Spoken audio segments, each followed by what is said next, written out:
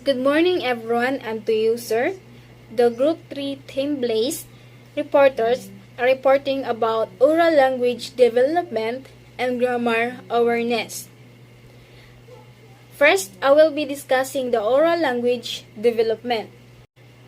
So, what is oral language development? So, oral language is the system is the system through which we use spoken words to express knowledge, ideas, and feelings. Developing EL's oral language then means developing the skills and knowledge that go into listening and speaking, all of which have strong relationship to reading comprehension and to writing. So, at the most basic level, oral language means communicating with other people. Oral language development across the curriculum does not mean teaching children to speak as much as we mean, improving their ability to talk or communicate effectively. To speak in more effective ways that requires particular attention and constant practice. So children begin to develop language as they babble and coo. Soon, they are repeating sounds such as the word dada, and then they speak their first word. So language greatly increases during the preschool years. It is the starting at the age of 3 years old that children should be learning new words each year, that they need to be exposed to new words every day. So the more that children hear and comprehend, the faster their language develops. So, oral language is made up of at least 5 stages that we call K components.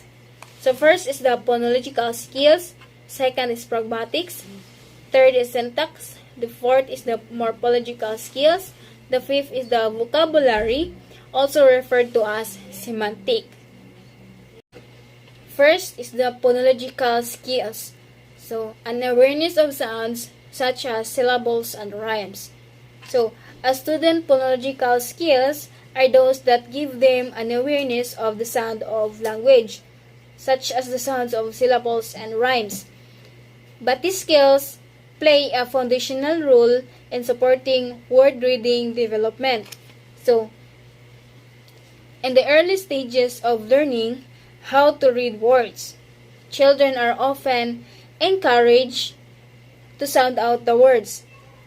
And also before even being able to hear and understand the discrete sounds that make up language, these skills are mastered by the early elementary graders.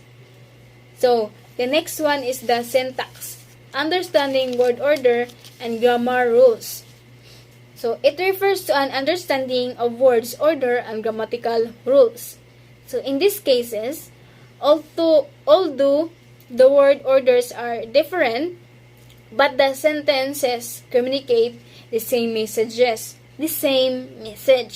So, for example, the sentence number 1 and 2. So, they are two sentences, 1 and the 2. So, in sentence number 1, the swimmer passed the canoe. But it changed in sentence number 2. The canoe passed the swimmer. O, diba, gibalira ang number 1 sa number 2 sentence or sentences. So, next one is the morphological skills. So, understanding the meaning of word forms and parts. When a reader stumbles upon an unfamiliar word, an awareness of how particular prefix or suffix. When we say prefix and suffix, it is a word that it is the first word that unable. So that might change the meaning of a word on how two words with the same root may relate in meaning to each other. So that support their ability to infer the unfamiliar word's meaning. So for example, the word predict. predictable, and unpredictable. So the next one is the pragmatic. So understanding the social rules of communication. So pragmatics play a role in reading comprehension because much of making meaning from text depends upon having the right ideas about the norms and convention for interacting with others. To understand the feelings, reaction, and dilemmas among the among the among the characters or the populations. So, for example, pragmatics involves how we talk when we have a particular purpose, how we communicate when we're engaging with a particular audience, and what we say when we find ourselves in a particular context. Like, for example, persuading someone versus appeasing someone. The way we engage in a the way we communicate to our relatives versus friends versus an employer. So, and the way we engage in a casual conversation versus delivering a public speech.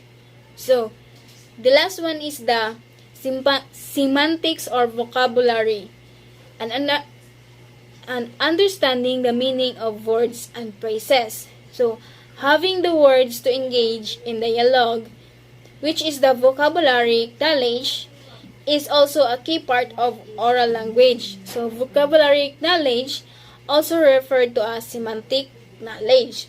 So, it involves understanding the meanings of words and phrases. So, that is called as receptive vocabulary. And using those words and phrases to communicate effectively, also called as the expressive vocabulary. Knowledge exists in degrees, such that any learner has a particular level of knowledge of any given word. So, that is the 5 key components of oral language development. Now, the next reporter will be discussing about the grammar awareness. In this slide, we talk about the grammar awareness. So what is grammar awareness or grammatical awareness? Grammatical awareness can be defined as ability to reflect on and intentionally manipulate the grammatical structure of the language. So as we all know that every one of us made a grammatical error, so as a future teachers, we should avoid using grammatical error, especially in constructing sentences or words. So grammatically aware children are able to recognize and correct non-grammatical sentences, that is, sentences that violate the rules of grammar. So there are 16 rules of grammar awareness. Rule number 1. Subject and verb must agree in number, whereas a singular subject takes a singular verb and a plural subject takes a plural verb. This is the cornerstone rule that forms the background of the concept. So, subject is a person or a thing that being discussed or described. Verbs also is a word used to describe an action. Singular subject also is one made up of noun or pronoun that represent one person, place, things, or idea. So singular verb also is one that have an s added to it into the present tense. So the plural verbs are verbs that are present tense verbs and would pair within plural nouns. So example, the dog barks when it is angry. So the dog here is the singular subject and the barks is a singular verb. So the second example is the dogs bark when they are angry. So in this second example, we use plural subject and plural verb. Rule number 2. Don't get confused by the words that came between the subject and verb. They do not affect agreement. So take note of the words like, together with, all together with, including, as well as, along with, and the like. So example, Jose Rizal, like the other heroes, is brave. Another is Anna, together with her cousins, is going to the beach. The third is the talents as well as the coach are inside the room. So as you can see that based on the example, you will identify it well. Rule number 3. Prepositional phrases between the subject and verb usually do not affect agreement. So the subject will come before a phrases beginning with of. So prepositional phrases is a group of words consisting of a preposition, its object, and any words that modify the object. So most of the time, a prepositional phrases modifies a verb or a noun. So examples, the colors of the rainbow are beautiful. A bouquet of yellow roses lends color, fragrance to the room. The man between of those girls is their cousins. So these are the examples of rule number 3. So next is the rule number 4. When sentence start with their or her, the subject will always be placed after verb. So care needs to be taken to identify it correctly. So examples, there is a problem with the balance sheet. So there is a subject and is verb. So second examples, here are the papers you requested. So here is a subject, then are is verb. Rule number 5. Subjects don't always come before verbs and questions. So make sure accurately identify the subject before deciding on the proper verb from to use. So in the rule number 5, if you asking question, the verbs come first, then followed by the subject. So example, does Lefty usually eat grass? The second example, where are the pieces of this puzzle? So the next rule is rule number 6. So if two subjects are joined by and, they typically require a plural verb of form. So example, the cow and the pig are jumping over the moon. The second example is the mathematics and science are made two favorite subjects. So in this example, you will see that don't use singular verb because you describe two subjects there. Next rule number is 7. Rule number 7, the verb is singular if the two subjects separated by refer to the same person or thing. So in this example, you will see that if you refer to the same person or one thing, you will use singular verb. So examples, red beans and rice is my mom's favorite dish. Second example, ham and cheese is her family's specialty. So the next is the rule number 8.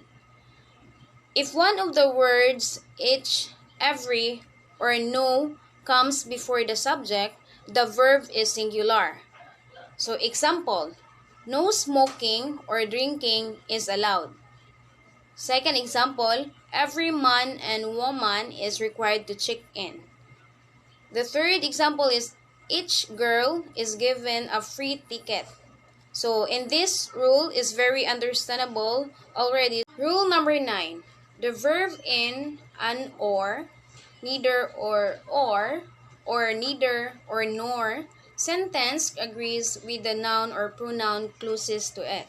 So example, either the bears or the lion has escaped from the zoo.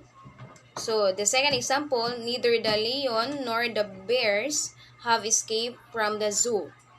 So based on the examples, we all know already what is the rule number 9 it's all about. So the next is the rule number 10. The only time when the object of the preposition factors into the decision of plural or singular verb forms when noun and pronoun subject like some, half, none, more, all, or etc. are followed by prepositional phrases. So example, all of the chicken is gone. Second example is all of the chickens are gone. So in this rule number 10, if you are plural subject, pwede ra ka mo gamit og plural or singular verb forms. Rule number 11. The singular verb form is usually used for units of measurement, distance, money, or time. So example, 4 quarts of oil is required to get the car running. The second example, 2 o'clock is the official time requirement. Third example is 500 pesos is her daily allowance. So the fourth example, 3 miles is too far to walk. So in this rule number 11, the singular verb form kay gigamit paagi sa sukod, kalayon, kwarta, or oras. So the next rule is rule number 12. Collective nouns like herd, senate, class, quad, family, or etc. usually take a singular verb form. So the collective nouns is the names for a collection or a number or group of people or things. So example, the herd is stampeding. The crowd goes wild as the actor arrives. Next rule is rule number 13. Rule number 13, titles of books, movies, novels, or etc. are treated as a singular and take a singular verb. So, examples. The Fault in Our Stars is our great novel. So, the second example, Beauty and the Beast is the best film of the year. So, based on the example, we know what rule number 13 talk about. So, the next is rule number 14. Rule number 14 is indefinite pronouns typically take singular verbs. So, indefinite pronouns, it means pronouns that do not refer to any persons, amount, or things. So, the indefinite pronouns, it can be singular, plural, or both depending on the content. So, example, everybody is required to attend program. The second example, any color is allowed except black and white. So, expect for the pronouns, there are few, many, several, both, all, or some that always take the plural form. So, example, several pimples are pop. Next is rule number 15. So, singular nouns that are plural in form take singular verb, just like mathematics, Christmas, Philippines, or etc. So example, Christmas is the best occasion of the year. The second example, Philippines is such a beautiful country. So as we all know that singular verb is needed to add est. So the next and but not the least is rule number 16. Rule number 16, a few words, though singular in nature, are made of paired items generally treated as plural, take plural verbs. So just like scissor, trouser, glasses, jeans, or etc. Example, the scissors on the table are mine. The second example, your jeans are so worn out. So these are the 16 rules of grammar awareness. We all know that grammar is the code that makes language work. So through proper grammar, we can comment in a way readers or listeners will understand. So in constructing words or in a sentence, it's important that we should aware of our grammar. So the next reporter will be Miss Bainosa if talk about integration of literature and skills. Integration of literature and skills. The integrated skills approach, which incorporates listening, reading, speaking, writing, has become a new trend in EFL, which means English Foreign Language context, because it is believed an effective approach to develop students' communicate competence and the ability to use English to gain success in vocational, social, and educational. It means that the communicative competence means having a competence to communicate. This competence can be verbal or non-verbal. It is an inclusive term that refers to possessing the knowledge of the language as well as the skill to use the language in real-life situations fulfilling communicate needs. The use of the trend foreign English language is that it will help our social interaction, development, closeness, exchanges of information, and fulfilling the social etiquette. Moreover, it simply adds whether we are able to accurately and efficient in understanding the subject. Ways of developing oral language. First, give children opportunities to talk.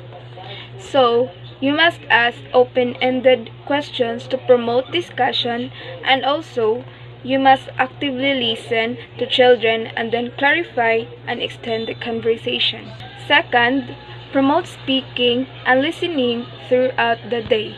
So, as children arrive, it must have model greetings and appropriate social exchanges. During play, children language by asking purposeful questions, embedding new words into conversations, and defining new and challenging words.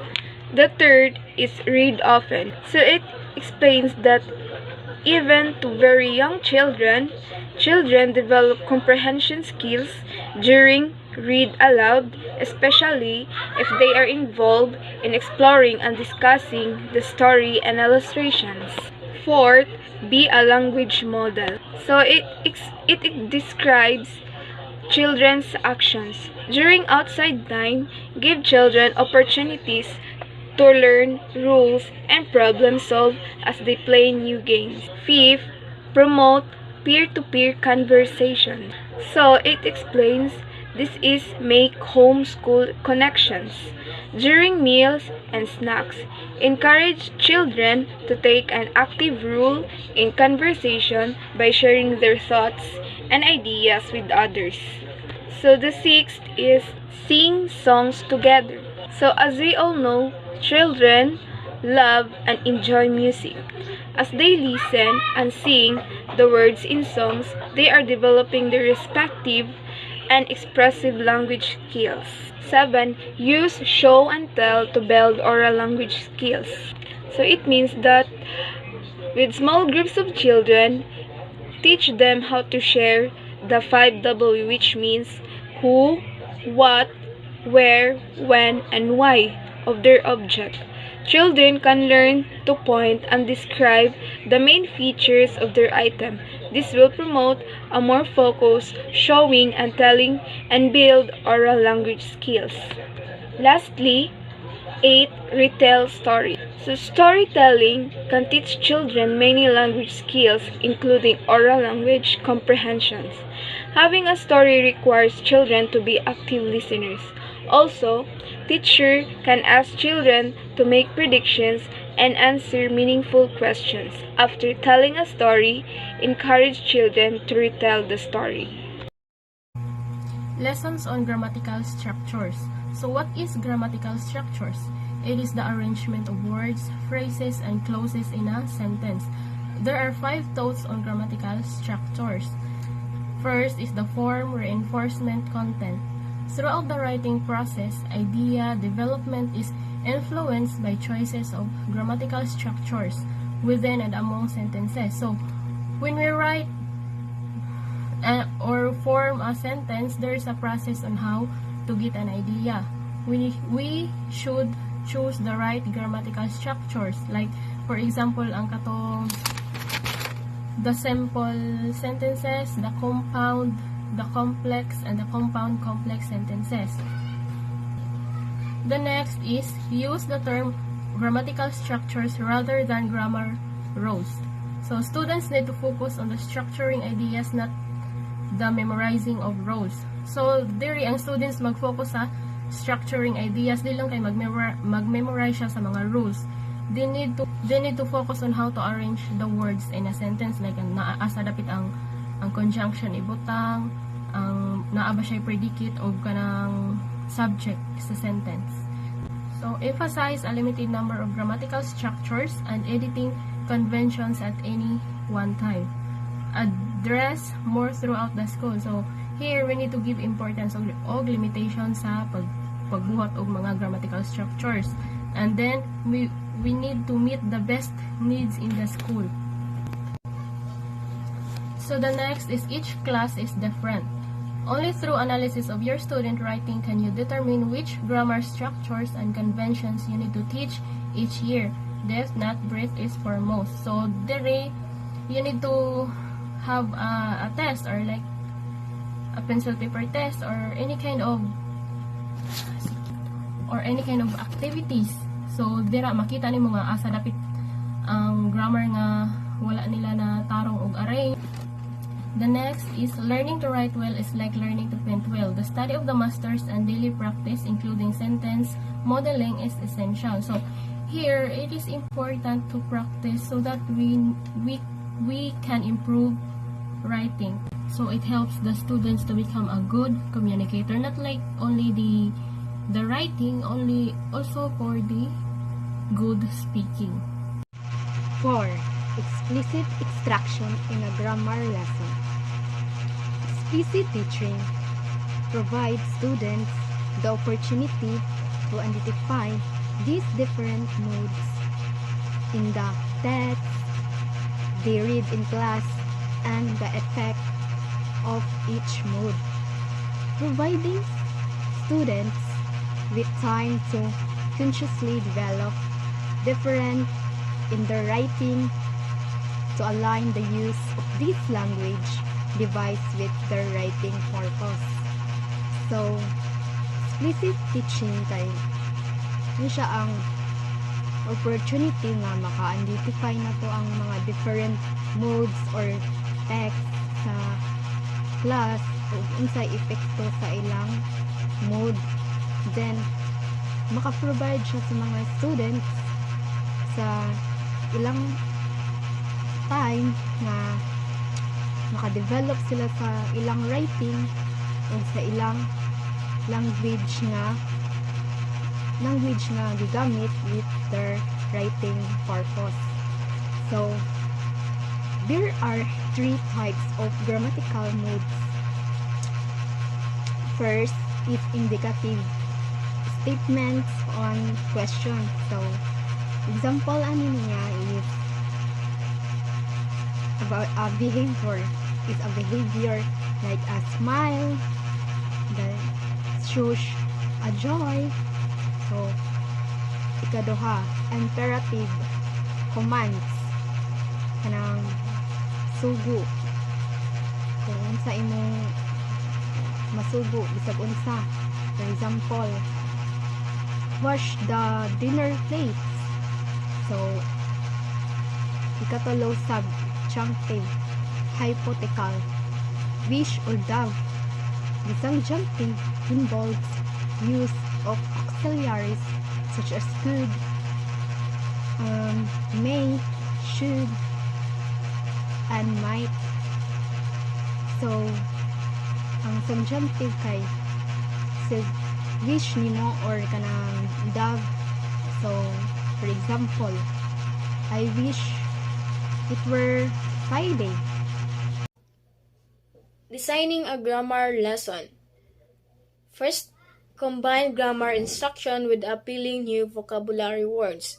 Example, I do not like to be bothered by childish frippery, like who gets to ride in the front seat. There are children who don't enjoy grammar, So through combining grammar and vocabulary, we can use the vocabulary approach, in which it engages the students in the worksheet so that they want to dig into the context clues, and also they can guess the meaning of the word and then check their answers, in which the children determining a known word meanings based on context clues provided in the sentence. So as you can see in the example, the word frippery is new word to the children and that they don't know what it is. But in the first word sentence, there are the context clues. So next, frame the grammar mini lesson with free writing. Example, if I were introducing fragments, I would give students a writing prompt about an odd news story, an interesting question, or a political cartoon, for instance, and students would free write for about 5 minutes. So, in the beginning, we should let them engage in a writing task. So when we say fragments, it is an incomplete sentences. So upon completion of the mini lesson instruction, I didn't have them pull their free write back out and look for growth areas such as fragments. Then I will trade them with a partner and check each other's work. Then I would have them put their response aside and I will proceed with that day's grammar topic.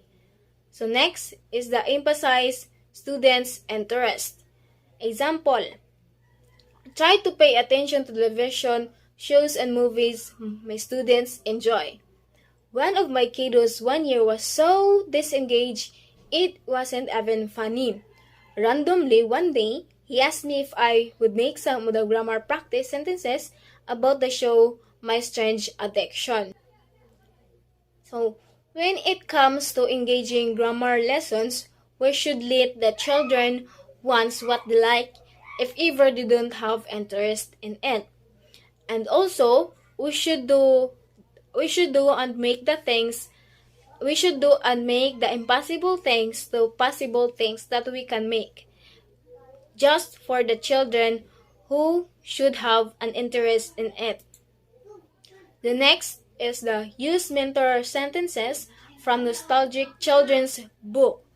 So, as children grow older, using picture books to teach various concepts, introduce the concepts through a mini lesson.